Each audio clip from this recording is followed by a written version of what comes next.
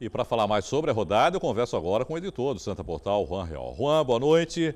O Santos finalmente está no G4, né? Depois de 5 anos. Chega o G4, a gente torce para que fique lá, né? Um bom tempo. Você acha que sobrou sorte para o Peixe ontem, Juan? Pois é, Irineu. Boa noite, amigos do Caderno Regional. O Santos voltou a apresentar um futebol de encher os olhos, viu, Irineu? Grande partida, cansou de perder gols, marcou 3, poderia ter feito muito mais. Aliás, poderia ter reeditado aquele 5-2. Né? Quer dizer, poderia ter saído com uma goleada. Pois é, e esse início fantástico, né? Com 4 minutos, o Cavalieri deu esse presentaço para o Lucas Lima, né? Agora, como a gente fala, né, Juan?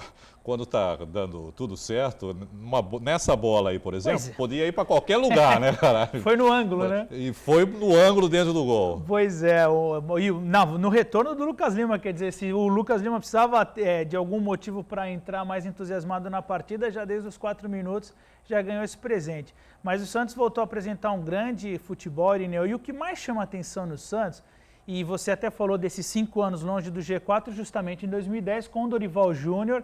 Aliás, ele esteve com o Santos, mas não terminou no G4 nesse ano. O Santos foi para a Libertadores porque foi campeão da Copa do Brasil, vale sempre lembrar.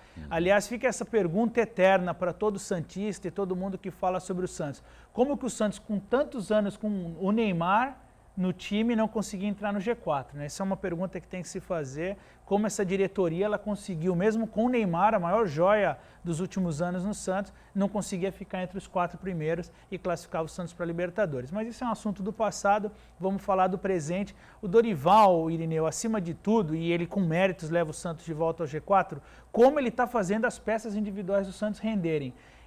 Ele chegou, barrou o Daniel Guedes, colocou o Zeca brilhando, sendo convocado para a seleção olímpica.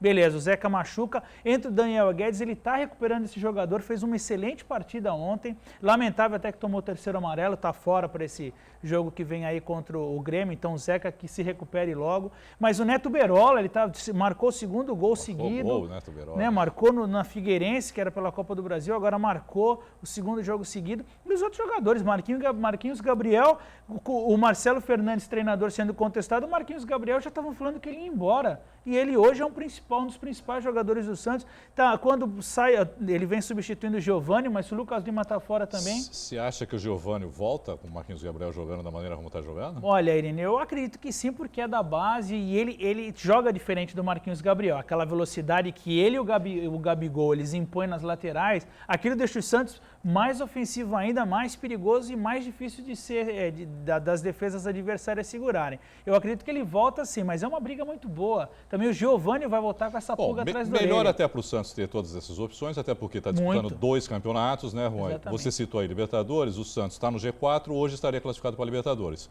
Mas, por outro lado, hoje à tarde, a CBF fez o sorteio dos mandos dos jogos da fase semifinal da Copa do Brasil. O Santos já sabe quando joga e onde joga, né? Pois é, as partidas todas no horário da televisão, como a gente já esperava, 22 horas. O Santos faz o primeiro jogo com o São Paulo lá no Morumbi e vem decidir na Vila Belmiro, que acho que é o que todo torcedor prefere, que o segundo jogo seja em casa. Mas também fica aquele alerta que na primeira partida lá no Morumbi tem que entrar ligado, né, Irineu? Tem que procurar fazer o resultado. 21 de outubro, 10 da noite, o segundo jogo na outra semana, dia 28, os 2 jogos na quarta-feira, às 10 da noite. Primeiro no Morumbi, segundo aqui na Vila. O primeiro no Morumbi, segundo na Vila. O Palmeiras a mesma coisa, faz o primeiro jogo em Porto Alegre e decide lá na Aliança. Os jogos são todos no mesmo dia e no mesmo horário, tanto para Santos e São Paulo, Palmeiras e Fluminense. Pois é, 3 paulistas, um carioca, então ficou bom até para a televisão escolher qual partida transmite para o Rio, qual transmite para São Paulo. Ficou tudo certo. E ainda falando desses 10 dias, Irineu, muito bom que o Santos vai ter esses 10 dias, que o Dorival Júnior vai ter esses 10 dias para trabalhar a equipe. Porque senão, se fosse nesse fim de semana, não ia ter jogador de tanta lesão. Então o Dorival vai conseguir recuperar os jogadores, né? Vai valer para todo mundo, né? Para todos, mas os 10 dias valem para todos. Pois né? Que o Santos teve o Gustavo Henrique e o Marquinhos Gabriel saindo da partida sentindo. Ia ficar ruim para o Santos tivesse que jogar esse fim de semana. Bom, vamos agora de Campeonato Paulista da 2ª Divisão. O Jabaquara venceu o Olímpia na Caneleira e subiu para a 4ª colocação do Grupo 5 com 8 pontos. Apesar da situação financeira indefinida, os jogadores do Leão entraram em campo determinados a vencer o Olímpia.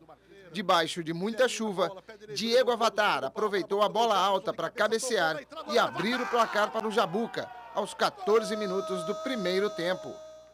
E aos 23 minutos, falta a favor do time da casa. Antes de cobrar, Guilherme arrumou a bola para escapar de uma poça d'água. O juiz não gostou da atitude e deu cartão amarelo para o camisa 4. Serviu como incentivo. Na cobrança, o jogador marcou um golaço. Ele falou que podia botar a bola mais para trás. Aí quando eu botei a bola para trás, ele já tinha apitado, ele apitou de novo, falando que não podia botar a bola para trás. E fez eu botar na frente. Eu fui curado com o gol, graças a Deus. 2-0 e uma importante vitória para o Leão da Caneleira. O próximo jogo do Jabaquara já tem data marcada. É no próximo domingo, às 10 horas da manhã, contra o Grêmio Prudente, fora de casa. A preparação da equipe ela começa hoje com a questão do repouso muscular. E vamos estar refletindo logo mais à noite. Já vou estar conversando com a minha comissão amanhã, para a gente poder fazer a programação de viagem e tal, e seguimos dentro da competição. Juan, os jogadores do Zabuca fizeram um protesto, entraram em campo com um nariz de palhaço por salários atrasados e o Axial, inclusive, apoiou os jogadores nessa questão. Pois é, Irineu, ele até disse que os jogadores correm por ele, então ele está do lado dos jogadores. Essa notícia começou a veicular antes até da partida, uns dias antes, e aí andaram desmentindo, mas aí os jogadores entrando com esse nariz de palhaço deixaram claro que eles estão sim com esse problema salarial.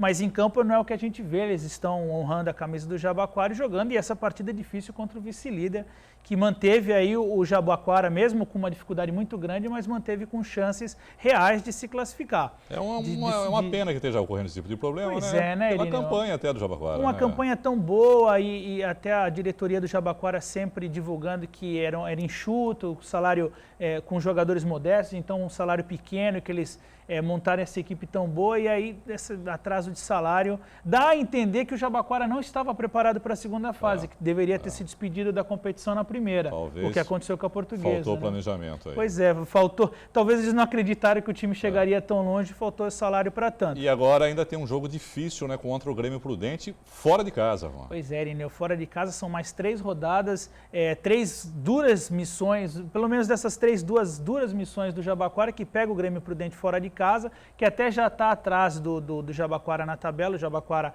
conseguiu aí subir umas posições, deixou o Grêmio Prudente para trás, mas depois tem o São Carlos, que é o líder e que está imbatível, está cada vez mais líder, já está classificado para a final, já subiu de divisão. O São Carlos não tem o que falar. E depois termina em casa contra o Assistência. Essa partida contra o Grêmio Prudente vai ser complicada, mas o Jabaquara tem essas 3 partidas para subir de divisão.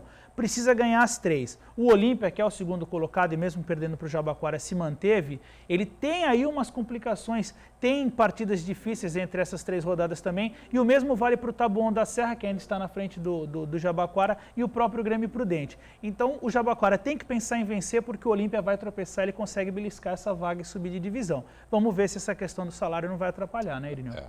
Bom, Juan, até segunda, porque quarta a gente não vai ter rodada, porque tem jogo da seleção Vou brasileira. reclamar com a CBF, estão me tirando do caderno regional. Gostei dessa ideia não também. Que isso. Quinta-feira, o Brasil enfrenta o Chile, lá em Santiago, às 8h30 da noite, no horário de Brasília. Primeiro jogo já pensando na Copa do Mundo de 2018. Pois é, Irineu, e nós temos lá os representantes, o Ricardo Oliveira e o Lucas Lima, torcer para que eles joguem e façam uma boa apresentação, se confirmem na seleção. O Ricardo Oliveira que acabou indo com o corte do Roberto Firmino, né? E a seleção olímpica, que vai jogar nas datas próximas, joga no dia 9 e no dia 12, estava o Zeca e o Gabigol convocados, mas o Zeca foi cortado, ele já tinha sido cortado do jogo do Fluminense, e essa lesão fez com que ele deixasse, não vai participar dos amistosos contra a República Dominicana e Haiti. Entrou no lugar dele o João Pedro, que é um jovem do Palmeiras, que já defendeu a seleção brasileira sub-20 esse ano, no Sul-Americano no Uruguai, também no Mundial na Nova Zelândia. Então ele está convocado para o lugar do Zeca. O Zeca tem um bom futebol, ele vai se recuperar e vai voltar para a seleção. É bom de bola esse menino, viu, Irineu? Só para confirmar, a República Dominicana em Manaus. Né? Os 2 jogos são em Manaus.